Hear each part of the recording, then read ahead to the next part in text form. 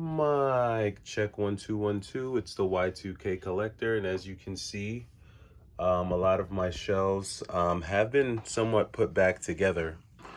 Um, and I recently found out some information this weekend, which has made me rethink the importance of physical media and just the importance of physical things in general. And I'm just gonna grab a game here because I do want to play a little bit of Castlevania. But I recently discovered some information over the weekend, and many of you have probably heard about it as well.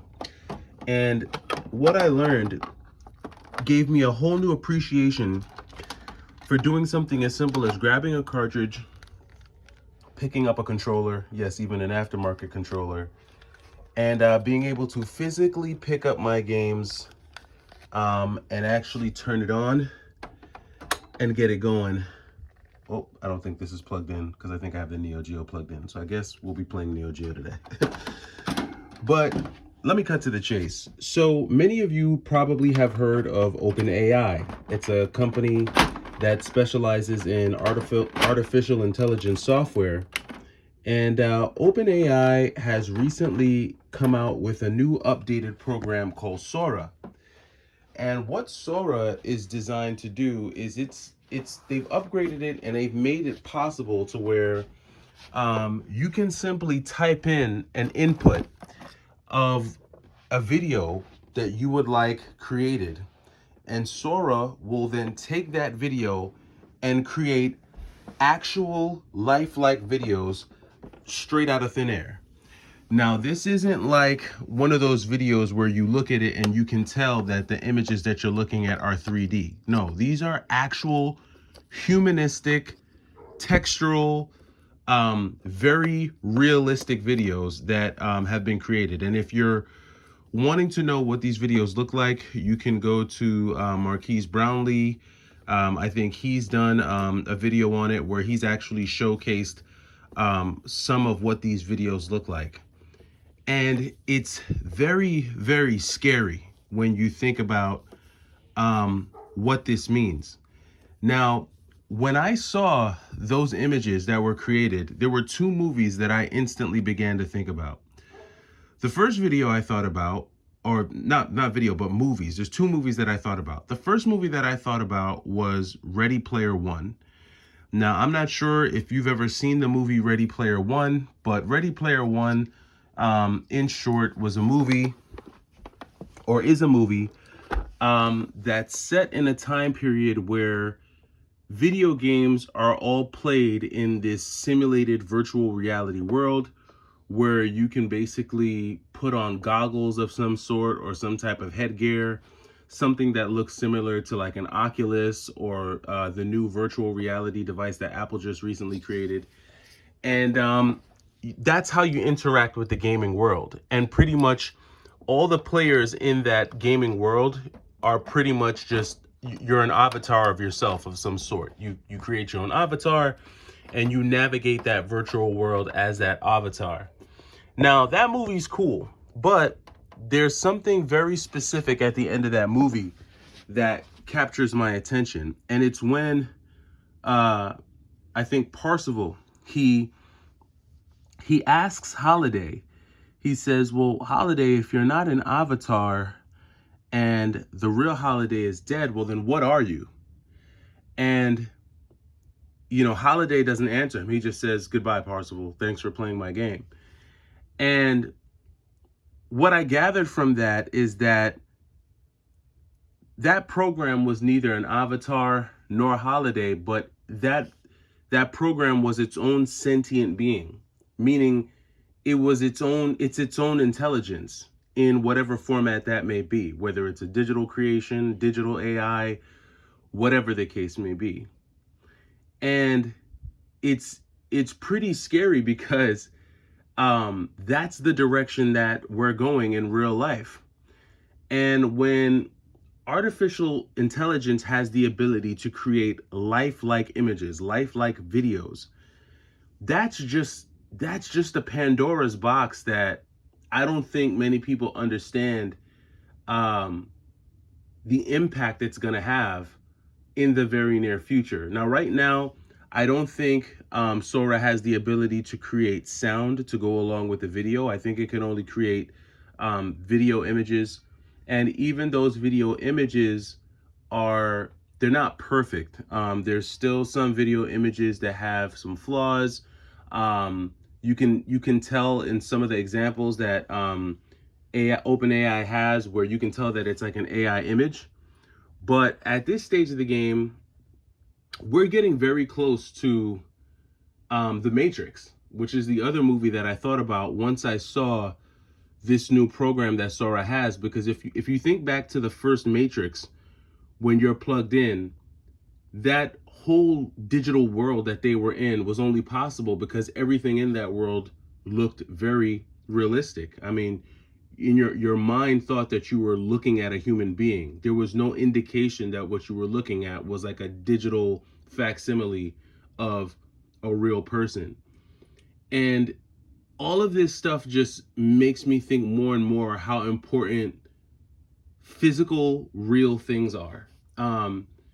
And when I think back to like the Neo Geo that I've just plugged in, that I'm getting ready to play, or even some of my other physical consoles like my Sega CD, things like that, I'm just gonna pan through some physical stuff, or even something as simple as an old school radio, right? The more I realize how close we are to this digital age, the more I just really feel the need to hold on to physical things. And I don't just mean physical in terms of physical video games, but I just mean physical things in general. And I think, in this day and age, with where we're at, I think it's very, very important for folks to have real things. And I would say, before you set off to go and buy or build a video game collection, you should own some real property. You should own some real assets. If you can, own some real estate. Own something real. Try not to have your entire life wrapped up in things that are digital, whether that be Bitcoin, digital currency, because a lot of what you see will pretty soon be controlled by AI, artificial intelligence. And I think that this is going to have such a huge impact on us experientially, in the way we experience media and in the way we experience content. And it's so crazy because it's almost like, after I saw that demo, for the videos that can be created through Sora, it almost has me a little bit paranoid about everything I watch, everything I see on the internet, even some of the things I see on the news, because I'm watching certain things and I'm like, how do we know that this hasn't been how do we know that this image hasn't been artificially created? How do you know that a lot of the videos that you've been watching on the internet aren't actually real people? How do you know that they're not artificial intelligence images? And my whole channel has been based on being a faceless channel for a lot of reasons. I rather preserve my anonymity, but pretty soon I'll be able to create an image of myself, an actual humanoid image of myself, that I can use to represent my channel. And if I don't say anything, 9 times out of 10, people won't know that it's not a real person. And in fact, there are actual YouTube channels now where the host, or whoever it is that's running the channel, the image that you see that's talking back to you isn't a real person. It's actually an artificially created face or voice, or whatever the case may be. And even in some of the thumbnails that you might see on YouTube, some of those thumbnails are you can tell that they're AI generated. And it's just kind of scary. It's scary, and it's also cool at the same time, because I think that this is just going to make it easier for folks to create, to get stock footage. And I think it's definitely going to revolutionize how media is created, but it's also eerie in how deceptive it can be. And I know this video is a little bit different from the types of videos that I create. But I think with where we're at here now in the beginning of 2024, and with the introduction of this new artificial intelligence that can create videos out of thin air. And I don't, again, these are videos that if you did not know, if no one told you that it was AI, you would think, wow, whoever filmed this did a great job with the camera. I mean, this is going to eliminate the need for video cameras, for editing companies, the hundreds of thousands of dollars or even millions of dollars that have been spent on, marketing campaigns and media creation is going to go right out the window. And I'm not going to take the time to kind of show some of the footage. If you want to see what these videos look like, you can just, YouTube Sora, YouTube OpenAI. You can even Google AI videos, and I'm sure you'll be able to find, because it's becoming more and more popular. Ever since Marquise Brownlee did his video, a lot of content creators have been talking about it. And I just wanted to put my, share my 2 cents, because to me, while yes, this is cool, and yes, this is great, it's also very scary. It's also very eerie, because it's one of those things that once you let the horse out of the gate, you can never take it back. And like Marquise Brownlee said, it's only going to get better from here. It's not going to, the technology is not going to get worse. It's only going to get better. It's only going to become more convincing. And eventually it's going to fall into the hands of people who are going to use it for good. And a lot of good is going to come from it. But there's also the dangers that are going to come from it when it falls into the hands of those who would use it for bad. Especially during an election year, where the masses can be swayed by the images that they see, whether it be online or on TV. And it's going to get to a place where you really, it's going to be like, there used to be a saying, believe half of what you see, none of what you heard.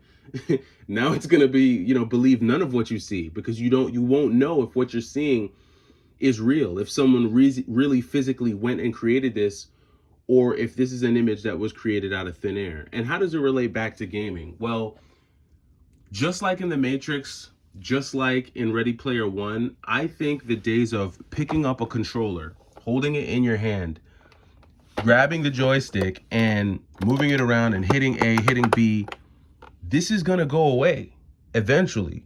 And this is going to be replaced by a headset that you put on your head, and that headset is going to read your retinal scans, it's going to read your eyes, and the future of gaming is going to become much more interactive. Gone are going to be the days with these archaic systems that we have here.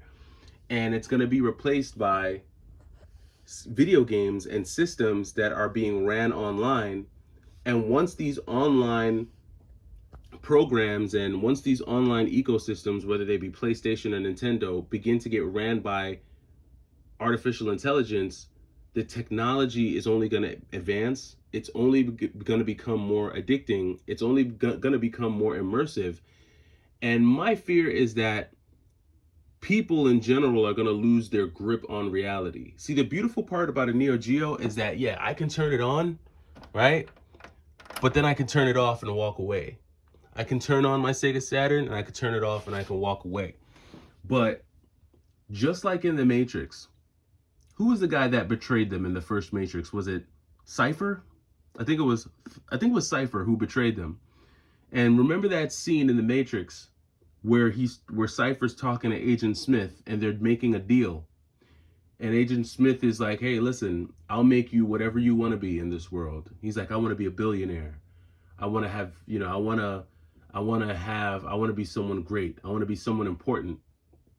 And in the movie, in The Matrix, Cypher's sitting there eating a steak, and he says it. He says, "I know that this steak isn't real. I know that when I put it in my mouth and I chew it, I'm not actually chewing a steak. I know my body is somewhere plugged into a machine, but it feels so real.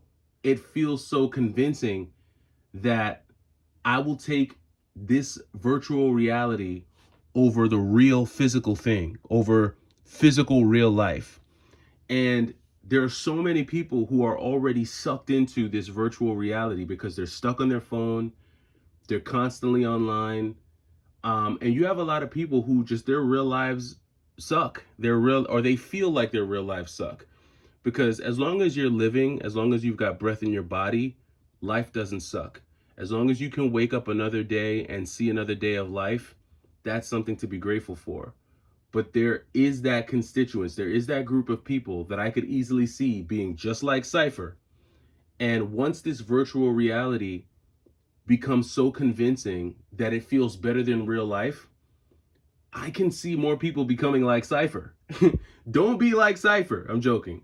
But seriously, where this technology is going is just crazy. And I know that this isn't a normal video, but I want to encourage all of my subscribers, anyone who's watching this video, pause, take a second, go to Marquise Brownlee's video, check out the videos on OpenAI and their new program, their updated program, Sora. See what this AI technology can do. And I'm telling you, it will be fascinating. It's beautiful. The imagery is beautiful, but it is also very eerie. It's also very creepy just because of the implications and what it can mean in the future. And I guess my message, my overall point in this today is hang on to the physical. And by saying hang on to the physical, I mean hang on to real life. We're turning the page in history when it comes to technology, and I think we're entering a whole new digital era. And I don't even think we can call it the digital era anymore, because I think we're past the digital era. We have now officially entered into the artificial intelligence era, the AI era. And that's the era that we're in. And the AI era is scary because in a lot of ways it should make life easier for humans, for us here in real life, living real life. It should make it easier for us. But I think it's going to open up a lot of doors that in a few years people are going to want to shut, and they can't. So for me, as great as the Oculus is, as great as all of those other things are, I am going to, and call me old school, but I am going to continue to grab my remote, a remote that I know is actually there. I'm going to turn on my TV. I'm going to turn on my Neo Geo. And I'm going to continue to enjoy the physical while I can. Because I do think that there's a day and a time coming where this stuff is going to be pretty much obsolete. But let me know what you think down in the comments. Let me know if you've had a chance to see or read about Sora, or if you've had a chance to see about this artificial intelligence. Let me know what you think. Let me know if it's cool to you, if it's creepy to you, what you think about it. I just wanted to share it because this has been on my mind ever since I saw that video, and I saw it a few days ago. I saw it on Sunday or maybe Saturday. But let me know what you think about AI. Let me know what you think about OpenAI. Let me know what you think about Sora. Do you think we're getting ready to enter an age of the Matrix for real? Do you think, how far away do you think we are from living in a Ready Player One type era? I'm interested to know your thoughts. I'm the Y2K Collector. Take it easy.